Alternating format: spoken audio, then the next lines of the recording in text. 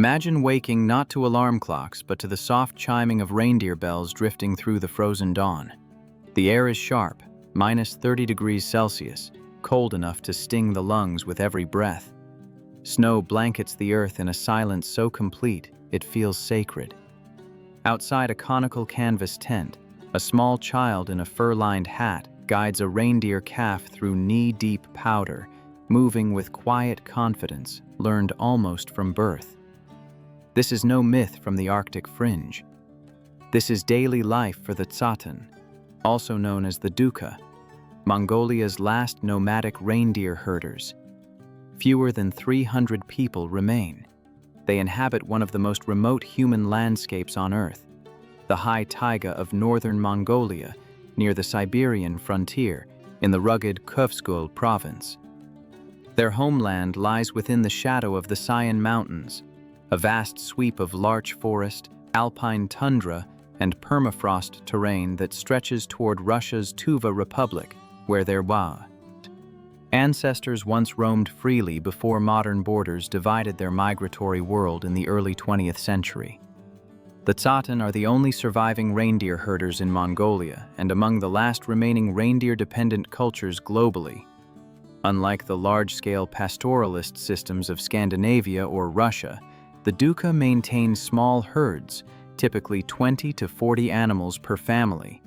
For them, reindeer are not livestock raised for meat.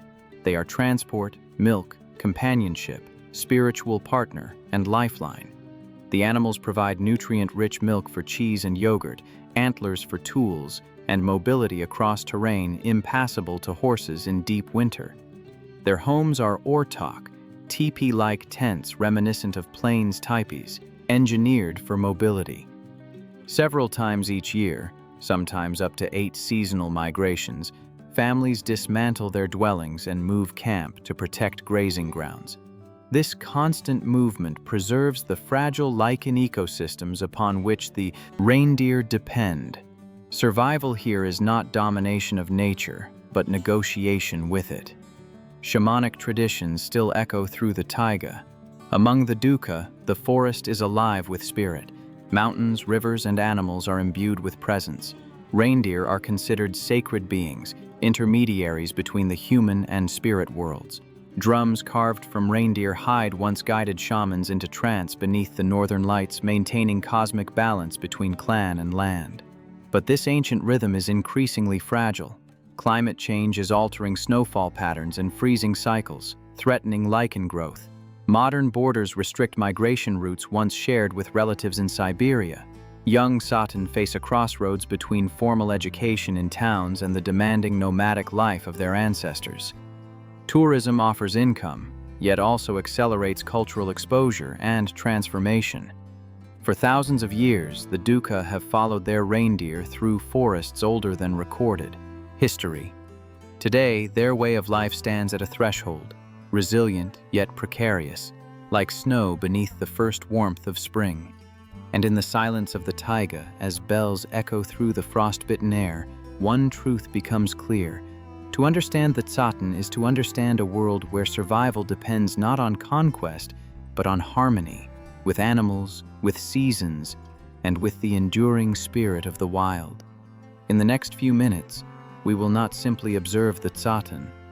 We will live beside them, not as tourists, not as spectators, but as guests inside their orts, the conical, felt-covered dwellings that rise from the taiga like pale lanterns against the snow. Built for migration, each orts can be dismantled in hours, packed onto reindeer and carried to new grazing grounds. Home is not fixed here. It moves with the herd. At dawn, we will step into air so cold it crystallizes on our lashes. We will milk reindeer in the blue half-light of morning, hands numb, breath rising in silver clouds. The milk is warm, rich, and slightly wild, transformed into cheese and yogurt that sustain families through unforgiving winters. We will ride across frozen rivers where the ice groans beneath hooves. We will follow narrow forest corridors through Siberian larch and birch, learning to read tracks in snow the way others read books. Time here is not counted in hours or calendar dates. It is measured in migration cycles, in when the calves are born, when the lichen thins, when the herd must move higher or descend into sheltering valleys. Inside the orts, elders will speak softly beside iron stoves that burn late into the Arctic night. Their stories are older than borders, older than the idea of Mongolia itself. Tales of spirits in the mountains, of ancestral shamans who traveled between worlds, of reindeer that chose their human companions rather than the other way around. This is not simply a travel story. It is a love letter to one of the rarest ways of being human left on Earth. Welcome to the Taiga. The reindeer are waiting, and reaching them is its own pilgrimage. The journey begins in Ulaanbaatar, Mongolia's wind-swept capital. From there, a small aircraft carries you north over endless steppe to Murun, gateway to Khövsgöl Province. The landscape below shifts from grassland to forested mountains, signaling entry into the Siberian ecological zone. From Murun, the road narrows and roughens. 6 relentless hours by vehicle take you to Tsaatan, the last settlement connected by dirt track, a frontier village where wooden houses stand against sweeping wind. Beyond this point, engines fall silent. The only way forward is on horseback. For a full day, sometimes longer depending on weather, you follow narrow trails through dense larch forest, climbing steadily into the high taiga. Rivers must be crossed. Weather can shift without warning. Elevation approaches 2,000 meters. The air grows thinner, quieter. Then, suddenly, the trees part. Before you lies a high mountain valley, ringed by ridgelines that stretch toward the Russian frontier. In the open clearing stand a handful of white orts, luminous against dark forest. Around them drift reindeer, pale antlered shapes moving slowly across the grass and moss, like living clouds beneath a vast northern sky. There are no power lines, no roads, no permanent structures, only herd, only forest, only sky. And in that moment, the modern world feels impossibly far away. Today, there are only around 40 Tsaatan families still living this nomadic life in Mongolia's northern taiga. Together, they care for roughly 2,000 to 3,000 reindeer, animals that represent far more than economic value. For the Tsaatan, reindeer are not livestock. They are transport across impassable terrain. They are milk in winter. They are clothing stitched from hide. They are antlers carved into tools. They are dowry, inheritance, and spiritual companion. They are family. Wealth here is not counted in currency. It is measured in the health of the herd, in strong calves born each spring, in thick winter coats, in steady migration. Step inside an orts, and the centuries fall away. The dwelling is circular, engineered for mobility and survival. Wooden poles rise into a cone, wrapped in layers of canvas and insulation suited to temperatures that can plunge below -40 degrees Celsius. In earlier generations, reindeer hides formed the outer shell. Today, canvas is more common, but the structure remains ancient in design. At the center burns a small iron stove, fed with split larch wood gathered from the forest. The fire is not decoration, it is survival.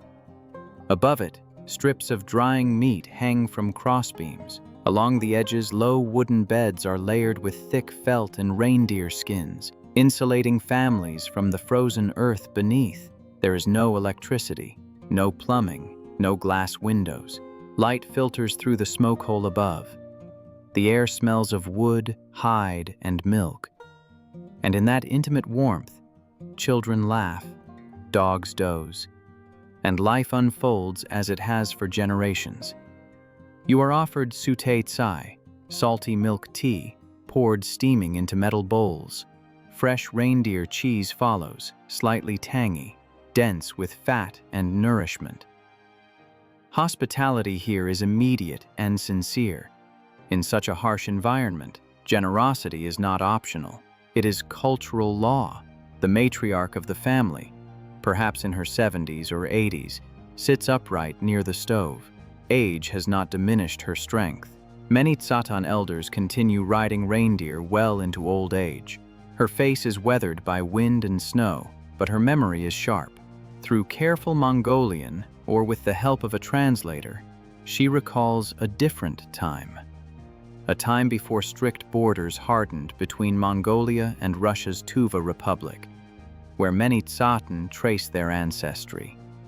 Once, herders migrated freely across the Sayan Range, following grazing routes that ignored political lines. Then came the mid-20th century. During the 1950s, Soviet influence reshaped the region. Policies of collectivization sought to settle nomadic peoples, reorganizing reindeer herding into state-managed cooperatives.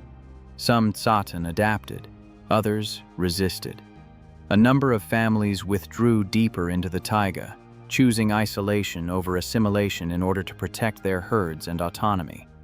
At one point in the early 20th century, the Dukha population was estimated to be over 1,000. Today, fewer than 300 individuals remain.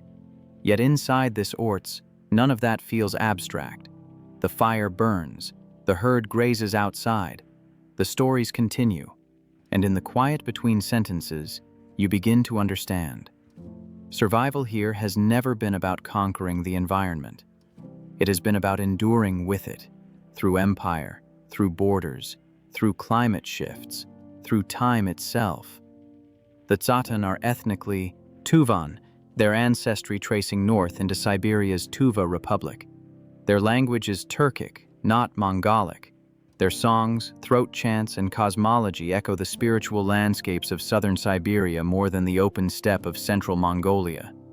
Though they live within Mongolia's borders today, culturally they belong to the high taiga, to a world of forest, mountain, and spirit.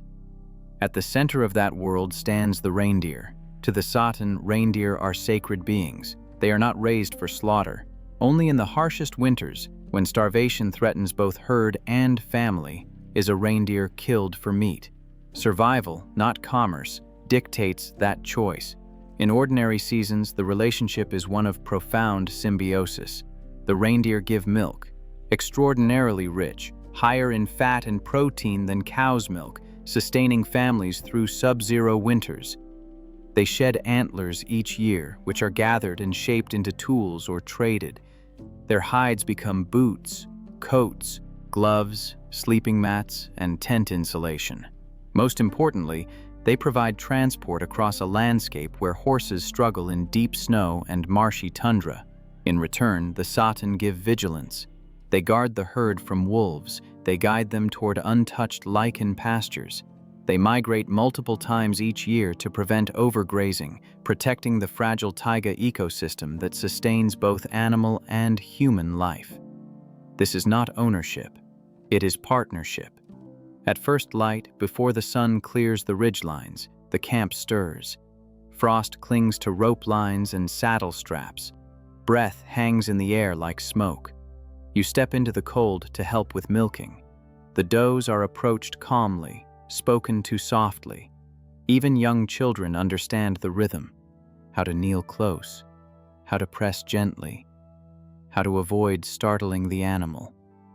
By the age of 5, many Tsaatan children can milk with steady hands. Skill here is not taught formally, it is absorbed through living. The milk streams into wooden or metal pails, thick, slightly sweet, intensely nourishing. It will be boiled for tea, fermented, turned into cheese, or consumed fresh. Alongside it, the diet is simple and seasonal. Wild blueberries and lingonberries in late summer, pine nuts gathered from Siberian cedar, dried meat stored for winter, occasional trade goods from Tsaatan. Afternoons belong to movement. The Tsaatan ride reindeer using specially crafted wooden saddles, lighter and narrower than horse tack. At first, mounting feels improbable. Reindeer are smaller than horses, yet astonishingly strong. Their gait is different, more fluid over uneven ground. They climb steep passes with deliberate precision, stepping through forest undergrowth where no wheeled vehicle could pass. You ride slowly at first, gripping tightly, adjusting to the rhythm. Then gradually, confidence grows. The forest opens and narrows again. Moss muffles sound beneath hooves. Antlers sway ahead like branches in motion. When the herd moves together, the soundscape is unforgettable.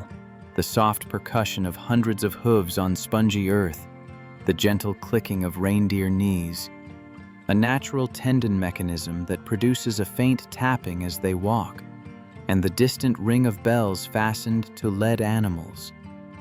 It is not noise. It is living music. In that moment, riding through the high taiga at 2,000 meters above sea level, you begin to understand. This is one of the last places on Earth where human life still orbits entirely around another species, not through dominance, but through devotion. And as the herd disappears deeper into the forest, you follow, carried forward by an ancient alliance that has endured ice ages, empires, and borders, fragile now, but still alive. Evenings in the taiga belong to firelight and memory. As darkness settles over the valley and frost begins to form along the edges of the orts, families gather close to the stove. Shadows flicker across felt walls. Outside, the herd shifts quietly, antlers brushing against tent ropes. This is when the stories come. An elder begins with a low hum that deepens into Tuvan throat, singing kume, a vocal tradition capable of producing multiple tones at once. The sound seems to rise from the chest of the earth itself, echoing wind through mountain passes. The song may tell of the creation of the taiga, when forests first clothed the ridges of the Sayan range, or of the primordial reindeer, celestial beings said to have descended from the stars, gifts from sky spirits to guide and sustain humankind. In Tsaatan cosmology, the landscape is animate. Mountains possess guardians. Rivers hold memory. The forest listens.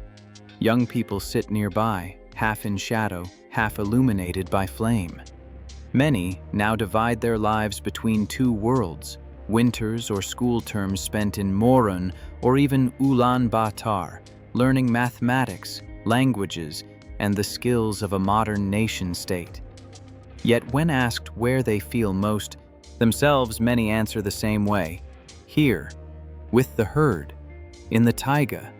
They speak of a pull, something difficult to articulate, as if the sound of reindeer bells travels farther than roads or cell signals ever could. And yet, the future is uncertain. Climate patterns across northern Mongolia are shifting. Warmer winters and unpredictable freeze-thaw cycles affect lichen, the slow-growing symbiotic organism that forms the foundation of the reindeer's winter diet. When ice crusts over grazing grounds, herds struggle to dig through to feed. Subtle ecological changes ripple quickly through a culture entirely dependent on animal health. At the same time, mineral exploration expands across parts of Mongolia's north. The mountains hold copper, gold, and rare earth elements, resources coveted far beyond the taiga. Development pressures loom at the edge of migration routes, and perhaps most powerfully, modern life exerts its quiet gravity. Education brings opportunity. Cities offer income, healthcare, connectivity. Each young person who chooses to remain in town represents both success and cultural diminishment. The population remains small. Fewer than 300 Tsaatan endure, yet resilience lives here too. Some families have carefully opened modest homestays, never mass tourism, never spectacle, only a few respectful guests at a time, visitors who arrive not for entertainment, but for understanding. Income from these stays helps purchase veterinary supplies, winter goods, and schooling, allowing families to remain nomadic without surrendering entirely to economic pressure. When done with humility, presence becomes partnership. And then comes the night you will never forget.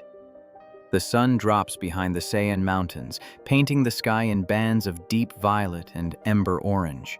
Cold intensifies quickly at 2,000 meters. Stars emerge in impossible clarity. Your host family invites you to sit near the fire. The shaman, often a woman in this community, steps forward with quiet authority. Among the Dukha, female shamans have long held respected spiritual roles. She carries a drum stretched with reindeer hide, its frame carved from forest wood. The first beat is slow, deliberate, then another. The rhythm builds, steady as a heartbeat. Her voice shifts, chanting in Tuvan, invoking the spirits of mountain, forest, and sky. This is not performance. It is petition. A request for protection of the herd, for health of the children, for balance between visible and invisible worlds. Smoke spirals upward through the tent's crown opening. Sparks rise toward the stars. The drum pulses faster. For a moment, time feels suspended, as if centuries overlap in a single breath. Outside, beyond the circle of firelight, the reindeer move softly in the darkness. Their bells ring faintly. No engines, no distant highways, only wind through larch branches and the low percussion of hide against wood. In that stillness, you realize something profound. This way of life is fragile, but it is not fading quietly. It is defended each day by choice, by devotion, by drumbeat. And beneath the vast Siberian sky, the alliance between human and reindeer endures, ancient, precarious, and astonishingly alive. In that moment, you understand something essential. This is not a performance staged for outsiders. It is not a reenactment of the past.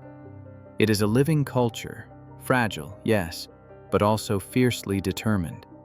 A people asking for nothing more than the space to continue as they always have, moving with the herd, honoring the forest, listening to the mountains. As dawn returns and the first light brushes the white walls of the orts, the reindeer bells begin to ring again. Frost glitters on the valley floor. Smoke rises from the stovepipe into air so clear it feels untouched by time. And you realize that Tsaatan have given you something rare. Not a spectacle, not a souvenir, but a glimpse of what it means to live in genuine reciprocity with the wild. They are among the last reindeer nomads of Mongolia, perhaps among the last anywhere who still depend so completely on this ancient partnership. Yet as long as reindeer hooves press into Taiga soil, as long as larch forests stand against the northern sky, their story does not end. If you are ever fortunate enough to be welcomed into their world, arrive with humility. Leave only light footprints in the moss. Support the families who choose to share their lives. Purchase their handmade carvings and antler crafts directly. Speak of them carefully, respectfully, as guardians of a knowledge system far older than modern borders. Because in the high taiga of northern Mongolia, a small community and their reindeer are still writing one of humanity's oldest and most beautiful chapters, a story of endurance, symbiosis, and belonging. Thank you for traveling with me to one of the rarest inhabited landscapes left on Earth. If this journey moved, you consider liking, subscribing, and sharing so that more people learn about the Tsaatan and so that awareness becomes protection before their world grows smaller still. Until next time, may your own path lead you toward places that still remember how to live in balance with the wild. Safe travels.